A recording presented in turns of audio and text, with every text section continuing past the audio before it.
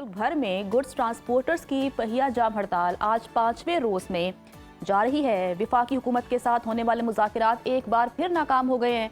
All Pakistan goods transport इत्तेहाद के सदर मलिक शहजाद अवान का कहना था कि विफाकी या सूबाई हुकूमतों की किसी ज़बानी यकीन दहानी में अब नहीं आएंगे। जब तक मुतालिबात का बाकायदा नोटिफिकेशन जारी नहीं होता, हड़ताल खत्म नहीं की जाएगी। और सबसे ज़्यादा अहम बात यह कि गुड्स ट्रांसपोर्ट के बाद अब ट्रांसपोर्ट एसोसिएशन ने भी हड़ताल में शामिल होने के इशारे दिए हैं, जिसके बाद मुल्क भर में ट्रांसपोर्ट सर्विस मुकम्मल तौर पर बंद होने का खतरा भी पैदा हो चुका है। पेट्रोल की कीमतों में रोजाना की बुनियाद पर रद्दोबदल, बढ़ते टोकन और टोल टैक्सेस ने इस इंडस्ट्री को भी बहरान में मुब्तला किया है। इसी पर बात कर लेते हैं। हमें ज्वाइन किया है, हमारे साथ स्टूडियोज में मौजूद हैं चेयरमैन ऑल पाकिस्तान बस एंड टर्मिनल एसोसिएशन असमतुल्लाह नियाज़ी साहब। बहुत शुक्रिया नियाज़ी साहब आपके वक्त का। गुड्स ट्रांसपोर्टर की हड़ताल को देखें तो आज उनका 5वां रोज चल रहा है।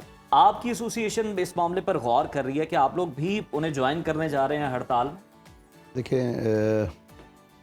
कॉज तो तकरीबन एक ही है, मगर ये है कि दो अलहदा पाकिस्तान में ना दो ही एयर में भी जाएं, दो ही सोर्सेज हैं, एक पैसेंजर और एक कार्गो। रोड रेल पे आए तो उस पर भी पैसेंजर एंड कार्गो, अगर रोड पे आए तो पैसेंजर और कार्गो, ये मतलब एक एफिलेशन से हैं। तो देखिए, उनके जायज़ जो भी मुतालबात हैं उनको हुकूमत को मानना चाहिए। इसमें से एक दो, जैसे कि डीज़ल का मसला है, ये हमारा भी है जी। और उनका भी है। तो इसमें हुकूमत को मेरा ख्याल है इस पर इतने ज़्यादा वो नहीं होना चाहिए, क्योंकि देखिए नहीं होना चाहिए ठीक। इसलिए कि देखें, अगर आज मेरी गाड़ी, सपोज़ मैं कार्गो की बात करता हूँ, जब अपने पैसेंजर की कराची से रवाना हो रही है, उसने गाड़ी ने तीसरे दिन लाहौर पहुँचना है, तो हर रोज़ का उसका तो उसने तो फेयर उस हिसाब से लिया ना जहाँ से चला है, और पहुँचते दफ़ा 3 दफ़ा उसको जो है चेंजेस आ गए, वो कहाँ से फेयर करेगा। तो अब ये है कि अगर सिलसिला देखें, अभी पिछले 1.5 महीने से लेकर रुपये 2-2 रुपये करके जी इसको जो है यहाँ तक पहुँचा दिया गया है। 70 रुपये तकरीबन बढ़ गया डीजल। ठीक है जी। गवर्नमेंट ने, मैं तो यही समझता हूँ कि शायद कोई इन्होंने पॉलिसी ये की है कि एकदम से जब इतने ज़्यादा पैसे बढ़ाते हैं तो एक शोर सा उठता है। तो अब ये है कि अगर थोड़े थोड़े करके बढ़ाए तो 70 रुपये तो बढ़ गए। अब आम शहरी को तो नहीं समझ आई, जो यूज़र है मेन। देखिए इसमत साहब, आप कह रहे हैं कि बड़ी अच्छी आपने मिसाल दी कि कराची से रवाना हुआ 3 दिन में पहुंचना है और 3 दिन में हर रोज जो है कीमत चेंज हो गई है, आपने तो फिर वही लिया हुआ है।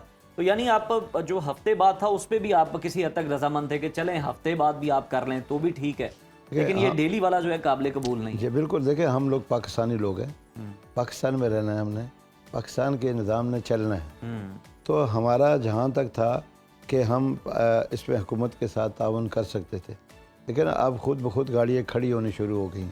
अच्छा। जब पब्लिक ट्रांसपोर्ट में भी यही सूरत हाल बनती जा रही है कि अब देखिए ना, एक मेरी गाड़ी अगर कोई इस्लामाबाद जाती है या पेशावर जा रही है या लाहौर से मुल्तान जा रही है, उसमें कोई पैसेंजर भर के तो नहीं जा रही कि जी पक्का पता हो जी भर के जा रही है। फिर कंपटीशन का दौर है, इसमें अच्छी से अच्छी गाड़ी आई हुई है और हर तरफ से ये है। तो आम जो है जो इसमें फैक्ट्री है वो क्या करेगा, ठीक है ना। अब उसने सबसे अहम इशू इसका है। और हमारे मुल्क में एक और बड़ा अलमिया है कि जब भी कोई रेट चीज़ बढ़ती है, जैसे डीजल बढ़ गया, तो साथ ही जितनी इससे रिलेटेड एसेसरीज हैं उनके रेट बढ़ गए। अगर डीजल कम भी हुआ है तो वो नहीं कम, खुरोनोश की सप्लाई भी होनी है, वो भी डीजल गाड़ियों पर ही होनी है, नहीं वो कम नहीं होनी। जैसे अभी अगर ऑयल फिल्टर्स हैं जो हम ऑयल यूज़ करते हैं गाड़ियों में, वो भी महंगे हो गए, वो भी टायर हैं, दूसरी चीज़ें, ये जब महंगी हुई हैं तो जब अगर डीजल कम भी हुआ है तो ये नहीं कम होती, ये फिर भी ऊपर ही जाती है। नियाज़ी साहब, आप इस मामले पर रहनुमाई करें। चले ये तो हमें समझ आती है कि इंटरनेशनल मार्केट के अंदर जी पेट्रोल की कीमत बढ़ गई, डीजल की बढ़ गई, टोल टैक्स क्यों हम देखते हैं कि हर 3-4 महीने के बाद बढ़ा दिया जाता है, वो भी क्या इंटरनेशनल मार्केट से कनेक्ट करता है? ये तो देखिए पक्की बात है, हमारे पास तो बहुत से जवाब हैं जी कि मैं और भी कुछ बातें ऐसी हैं जो मैं यहाँ बैठ के तो नहीं कर सकता। मगर देखें अभी जो गोल्ड है, कितने के लोग खरीदार हैं इसके, कोई है किसी की पहुँच में नहीं है, तो लोग उसका रेट क्यों चढ़ रहे हैं? गैम्बलिंग हो रही है ना। तो मैं ये समझता हूँ कि अगर हुकूमत को ये चाहिए कि ऐसे निज़ाम, देखे पेट्रोल पंप जो पेट्रोल बेचने वाला जो है वो अलग मुसीबत में है जी कि अब उसने एक रेट पे लिया है, ठीक है। अगर रेट बढ़ गया तो उसका प्रॉफिट है, कम हो गया तो वो फिर लॉस में है। मतलब कोई भी अच्छा, ये पेट्रोल पंप स्टेबिलिटी वाले असमतुल्लाह न्याजी साहब, आप बेहतर हमारी रहनुमाई कर सकते हैं। ये हम देखते हैं कि जब तो कीमत बढ़नी होती है तब तो इनके पास वाफिर पेट्रोल होता है, जिस दिन कीमत कम होनी हो, चाहे 5 रुपए हो 10 रुपए हो, ये सप्लाई आम पेट्रोल की रोक देते हैं और दिखाने के लिए कि जी पंप खुला हुआ है, आप जाएंगे तो कहेंगे सिर्फ हाई ऑक्टेन मौजूद है और कोई पेट्रोल मौजूद नहीं है। तो ये भी इस मौके का फ़ायदा उठा रहे हैं। बिल्कुल है। हमारे देखें इतनी एजेंसियां हैं, कोई भी ऐसा चेक करे अगर थोड़ा सा हम इस पे हुकूमत जो है तवज्जो दे तो मेरा ख्याल है ये काम तो खैर रुक सकता है, बड़ा आसान से रुक सकता है।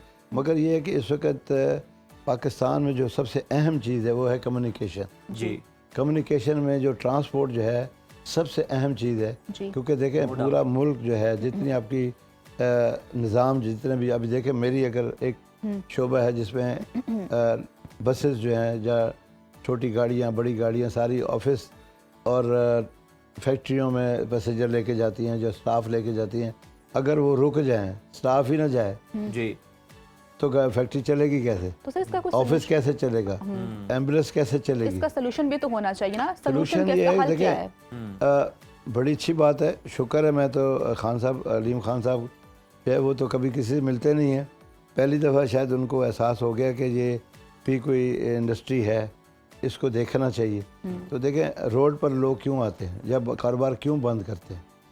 देखिए ना, मैं अगर अब सोच रहा हूँ, मैं भी अपने इस शोबे को जो पब्लिक ट्रांसपोर्ट है हम भी आपस में मुशावरत कर रहे हैं, क्योंकि मुश्किलात हमारी भी बढ़ती जा रही हैं। ठीक। तो अगर मुझसे हुकूमत बैठ जाए, इससे पहले ही बैठ जाए, जो आज बैठ रहे हैं, तब ये टाइम हम देते हैं जी कि जी इतने दिनों में अगर हमारे मामला सुने गए तो ठीक है, नहीं तो फिर हम उस वक्त ज़्यादा आसानियाँ होती हैं कि मेरे पास अगर मेरी चार्टर ऑफ डिमांड है, अगर मेरे से हुकूमत मेरी स्ट्राइक से पहले बैठ जाती है तो मेरे पास कुशन मौजूद होता है, ठीक, ऑप्शन मौजूद होते हैं।